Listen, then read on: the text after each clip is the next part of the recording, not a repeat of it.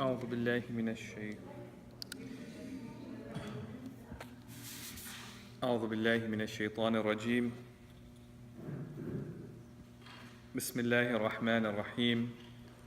الحمد لله رب العالمين وبه نستعين، وصلى الله على سيدنا محمد وعلى أهل بيته الطيبين الطاهرين.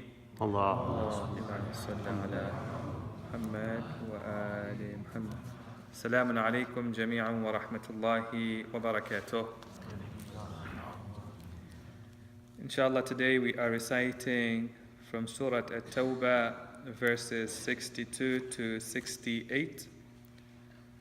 It's on page number 197 in the Green Qur'an. Surah At-Tawba, verses 62 to 68.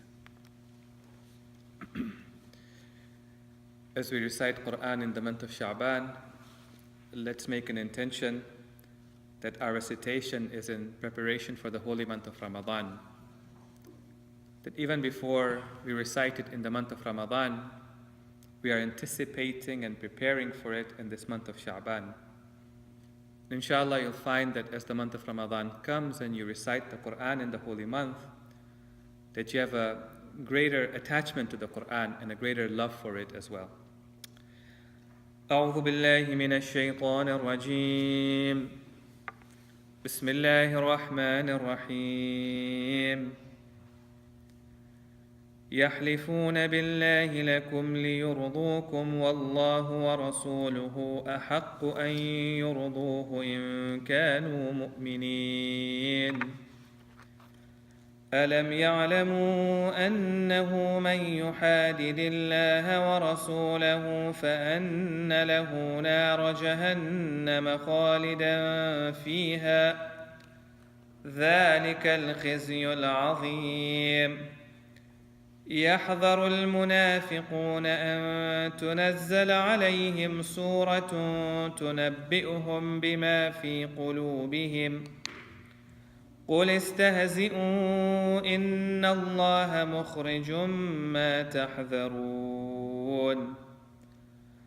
ولئن سألتهم ليقولن إنما كنا نخوض ونلعب قل أبالله وآياته ورسوله كنتم تستهزئون لا تعتذروا قد كفرتم بعد إيمانكم إن نعف عن طائفة منكم نعذب طائفة بأنهم كانوا مجرمين.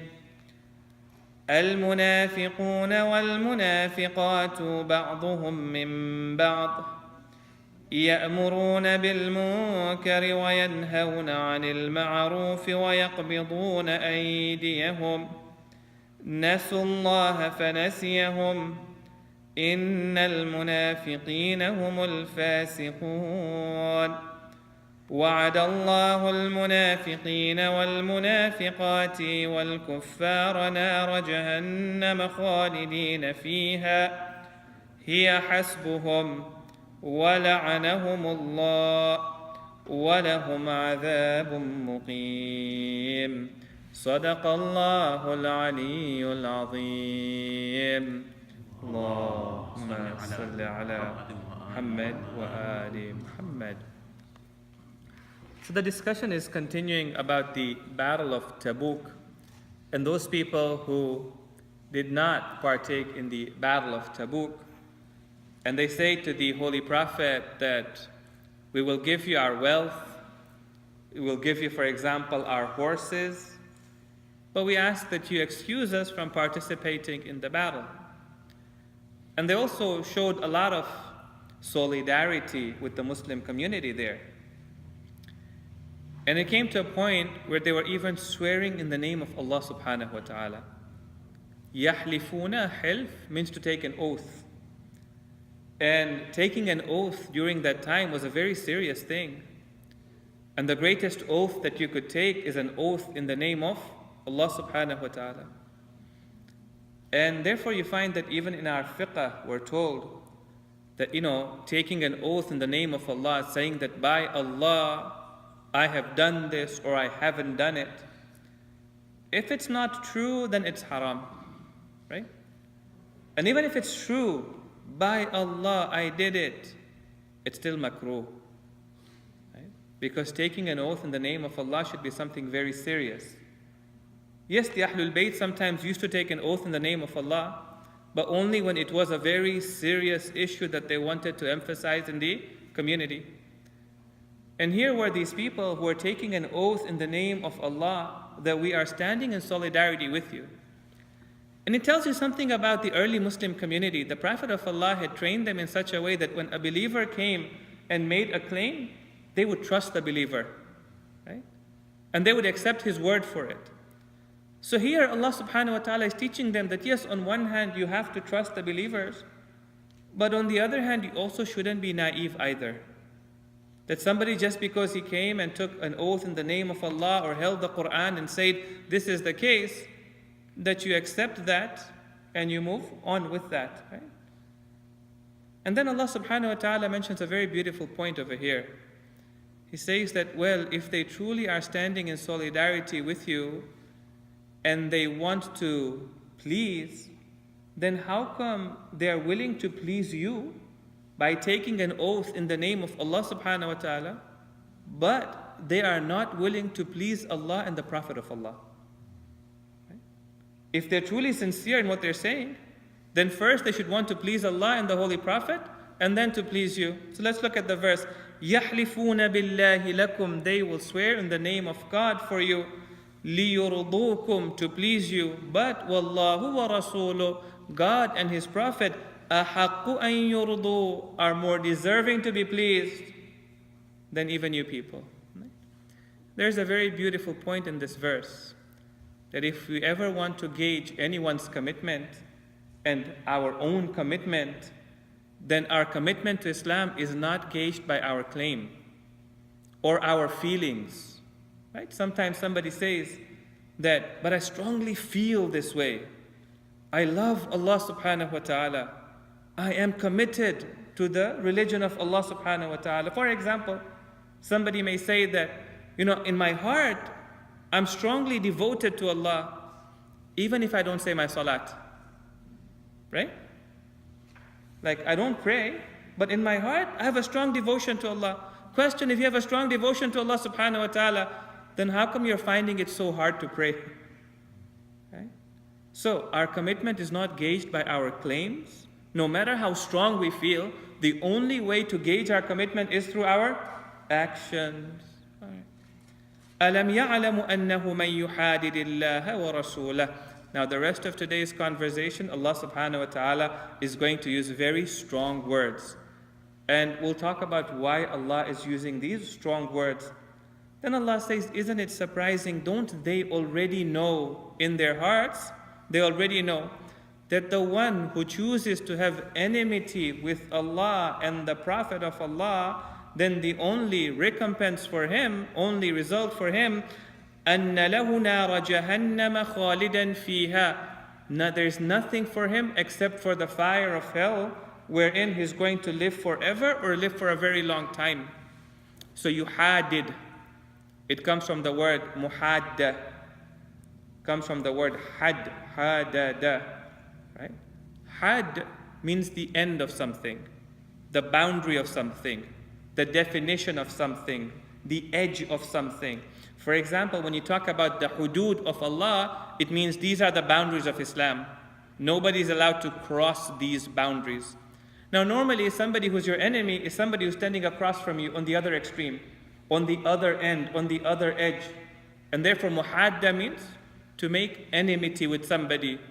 Surely the one who makes enmity with Allah and the Prophet of Allah, then he's going to enter the fire of hell for a very long time. Question for you now. Why is God using such strong words? Enmity, animosity. The most you could say is these people did not want to support the Holy Prophet. Why use such strong words?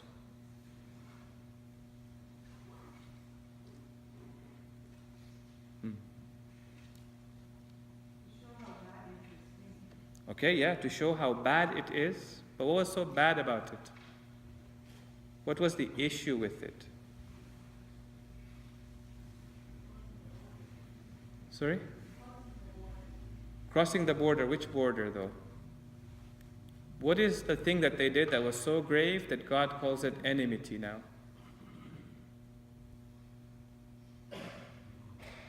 Yes. Yes. Yes. Correct. Yes. Correct. So they're opposing Allah and opposing the Holy Prophet. If they were remaining neutral, then it wouldn't be so serious. Now, actually, during that time, they were saying, we support the Prophet of Allah. We support Allah subhanahu wa ta'ala, but right now we're not able to help out, for example. So I think one of the reasons why God is using very strong terminology over here is because some of these people were trying to make a distinction between Allah and the Holy Prophet. Sometimes they would question the Holy Prophet, especially when the Prophet of Allah would give commands which are not there in the Qur'an, or which are an explanation of the Qur'an. Something came in the hadith of the Holy Prophet. You know, today, when we look at the Qur'an and we look at hadith, we say both of them are the sources of Islam. Just as you cannot go against the Qur'an, you also do not go against the hadith of the Prophet once you know this is a hadith of the Holy Prophet. Today we understand that. Why? Because of verses like this. We take it seriously. Back then, there were some people who weren't taking it seriously. Sometimes the Prophet would say something, instead of saying sam'an wa ta'a, we heard it and we obey it, they would come to the Holy Prophet and say, well, is this something you're saying yourself? Or is this something from Allah subhanahu wa ta'ala? And sometimes maybe they had their own interpretation. They say, Ya Rasulullah, this is your interpretation. Our interpretation is different. And Allah is saying there is no difference between the Holy Prophet and what Allah subhanahu wa ta'ala wants. And when you go against the Holy Prophet, you are going against Allah subhanahu wa ta'ala, right? Then Allah ends over there by saying, ذَلِكَ الْخِزْيُ الْعَظِيمُ. That is the worst humiliation, being put in the fire of hell. My question to you is, sometimes God says, that's a painful punishment. Sometimes He says, that's a great punishment. And sometimes He says, that's a humiliating punishment. Why does God say humiliating in this case?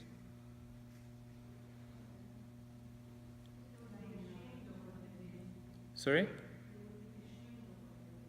They would have been ashamed of what they did, or they will become ashamed of what they did. Now keep one thing in mind. You know, these are munafiqeen, but yet God wants to bring them to the right path. Okay? God still wants to bring them to the right path. If He didn't want to bring them to the right path, He would either have divulged their names, and the Muslims would have found out, or Allah subhanahu wa ta'ala would have punished them right away. But He has given them respite because He wants to make them come to the right path. How is that going to help them come to the right path? Sorry? They'll be ashamed. Okay, yeah, they'll be ashamed. So one thing they don't like is to be ashamed. That's why they came to the believers. On one hand, they said, well, I don't want to go to the battlefield. On the other hand, they came and said to the believers that, but we're with you. We're giving our money to you. Because they don't want to feel embarrassed. They don't want to feel ashamed. Well, God says, if you don't heed the call of the Holy Prophet, we promise you, in the hereafter, for a long period of time, you're going to have a humiliating punishment. The thing that they fear the most, that's the thing that Allah subhanahu wa ta'ala threatens them with. Okay. يَحْذَرُ الْمُنَافِقُونَ أَن تُنَزَّلَ عَلَيْهِمْ سُورَةٌ تُنَبِّئُهُم بِمَا فِي قُلُوبِهِمْ. So one of the things that they were always afraid of is they were believers initially, and they knew that the message of the Holy Prophet was a true message. And there were times when the Prophet of Allah, God would reveal a verse in the Qur'an whereby it would inform the Prophet of what the hypocrites were plotting or what they were planning to do. So they knew at any time the Prophet of Allah could do that. So the Qur'an says at every moment they were afraid, will the Prophet find out or not? If you told them a verse has been revealed, the first question in their mind is what? Is it telling the Holy Prophet something about us or not? Right? So they knew very well. In fact, according to some narrators, this particular verse has its own reason for revelation. That some of the munafiqeen wanted to kill the Holy Prophet as he returned from the battle of Tabuk. And the Prophet of Allah found out, and he protected himself. And when they came and attacked him at a particular place, the Prophet turned to some of his companions like Hudhayfa and Abu Dhar and told him, that person who is masked, this is who he is. The Prophet knew about it, right? So at every moment, they were afraid that the Prophet of Allah would come to know, or he would say who they are. But at the same time, Allah continues and He says, تُنَبِّئُهُم بِمَا فِي قُلُوبِهِمْ قُلِ اسْتَهْزِئُوا إِنَّ اللَّهَ مُخْرِجٌ مَا تَحْذَرُونَ. But when they used to go back and be amongst themselves, they would still make fun of the Holy Prophet. They would still joke about the Prophet of Allah. Today the Prophet has said this, today the Prophet has said that particular thing. God says, these are things you try to hide, but do know one thing, it will come out one day. Now I want to take you back to a principle that we have in Islam. The principle is this, that whenever somebody does something for the sake of Allah, even if he hides it, one day God will make it come out. And God makes it come out in the best of manners. Even if a person wants popularity, the best way to attain popularity is to do something purely for the sake of Allah subhanahu wa ta'ala. And God, even if you try to hide it, when the time is right, and if it is good for you, God will make it known. And if somebody does something wrong against Allah subhanahu wa ta'ala, against the Muslim community, even if he tries to hide it, one day Allah subhanahu wa ta'ala will make it come out. And it doesn't have to be a verse from the Qur'an. There are many different ways how it can come out. وَلَئِن سَأَلْتَهُمْ لَيَقُولُنَّ إِنَّمَا كُنَّا نَخُوضُ وَنَلْعَبُ. Now what if you were to catch them and you found out this is what they were plotting, and you went up to them and you said, your words don't jive with your actions. How come you said this thing in private? You are making fun of the Holy Prophet. You're making fun of the Muslims. You're making fun of our values. They will turn back to you and say, we're just playing around. Don't take it so seriously. We're just joking around with each other. We're not really being serious against the Holy Prophet. So God says, everything, you can't joke about it. There are certain things which are red lines. If you want to joke, think about, okay, what are you joking about? قُلْ أَبِاللَّهِ وَآيَاتِهِ. Are you joking about Allah, or the signs of Allah, or the Prophet of Allah? There's a very important message I feel in this particular verse for us in this day and age. Right? That sometimes when people want to do something wrong, they come in a very comfortable and a very safe perception. Okay? And when you catch a hold of them and you say, what are you doing? If you were to confront them, they will tell you, take it easy. We're only trying to joke around, or we're not being serious. What do I mean by that? I mean that sometimes you find today, when people want to push wrong values in society, they'll use the movies, they'll use comedians, they're going to use TV serials.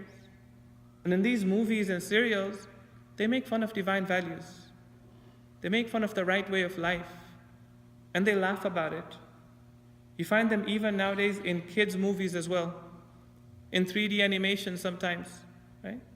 You listen to sometimes children's cartoons. It's shocking, the way they talk to their parents, the way they talk amongst each other. Now sometimes if you go and confront, or you talk to somebody and say, my God, do you see what they're doing in some of these serials? What do they tell you? It's just a movie. It's just a comedy. It's just a joke. Don't take it so seriously. What do you mean don't take it so seriously? If you're talking about something that doesn't matter, fine. But you're talking about a way of life, divine values, akhlaq. These are not things to be joked about. Then the verse continues, لا تعتذروا قد كفرتم بعد إيمانكم. But then they came to the Holy Prophet and they said, Ya Rasulullah, we want to be excused. Forgive us. We made a mistake. We shouldn't have joked about these things. We should have supported you. Now God takes a very strong stance over here. He says, don't make excuses. And don't even ask for forgiveness. You have disbelieved after you had iman.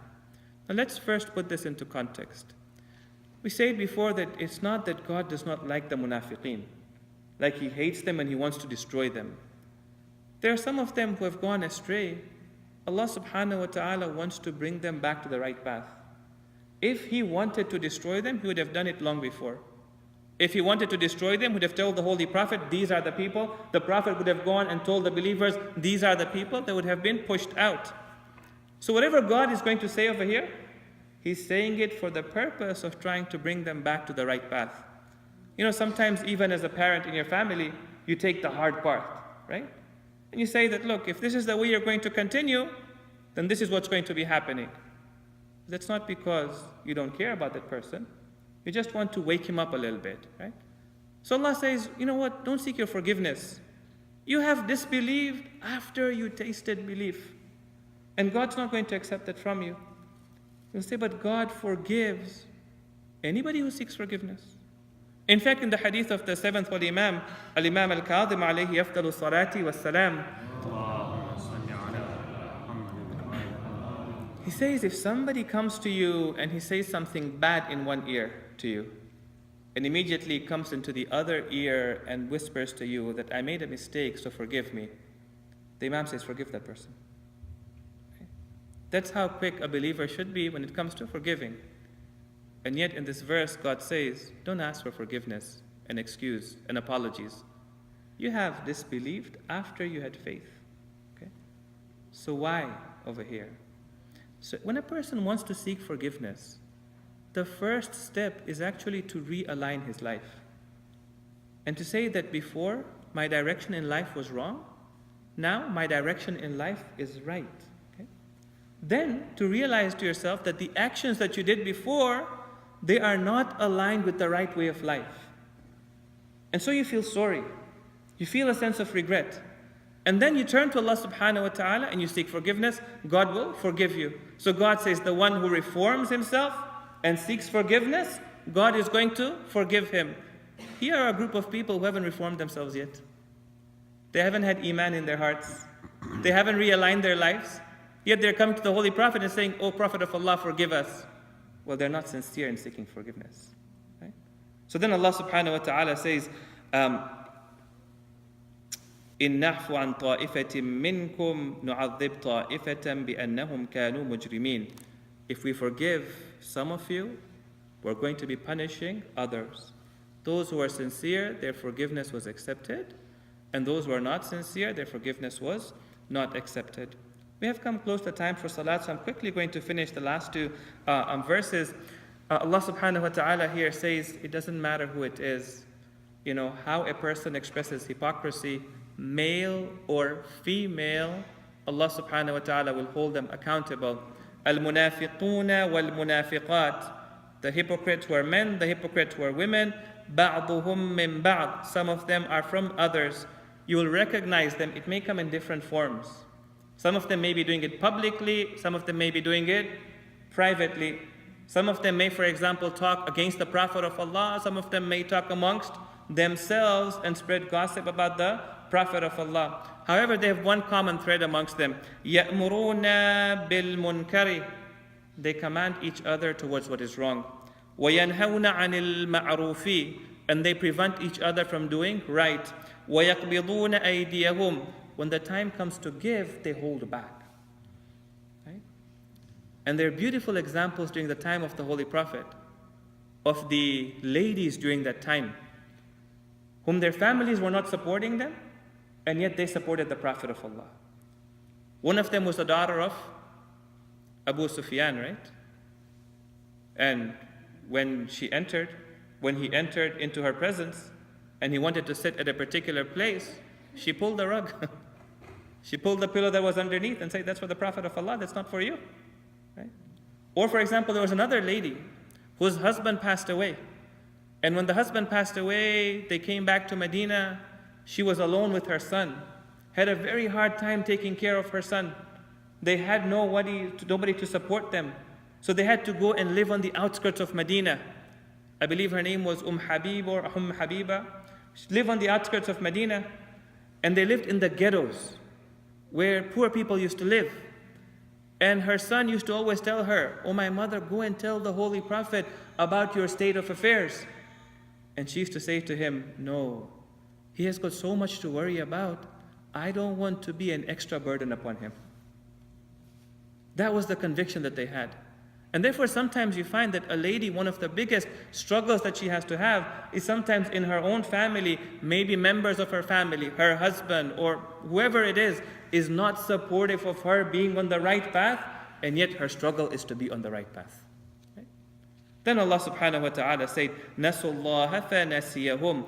They forgot Allah, so Allah subhanahu wa ta'ala, Allah did what? Allah forgot them as well. Question: does God forget the way I and you forget? Answer: God doesn't forget anything. The Qur'an says very clearly, God does not forget anything. Therefore, what we understand from this verse is that when you forget somebody, then you are not able to help them, or you don't help them anymore, right? If I forget about you, even if you're in difficulty, I will not be helping you.